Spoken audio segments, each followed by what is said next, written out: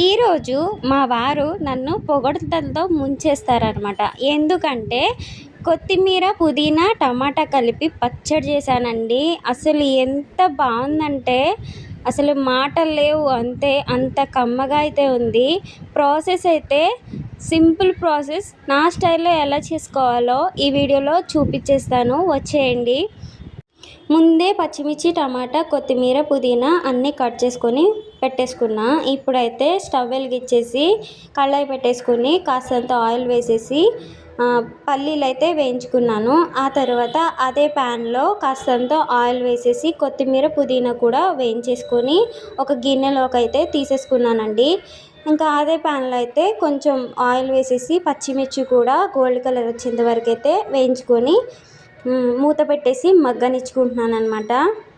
ఇంకా అదే గిన్నెలోకి అయితే కొత్తిమీర, పుదీనా తీసుకున్నాను కదా, అదే గిన్నెలోకి అయితే పచ్చిమిర్చి కూడా తీసుకొని ఇంక ఇప్పుడైతే టమాటాలు వేసేసి కాస్తంత సరిపడ్డ ఉప్పు వేసి చింతపండు కూడా వేసేసి మూత పెట్టి మగ్గనివ్వాలి.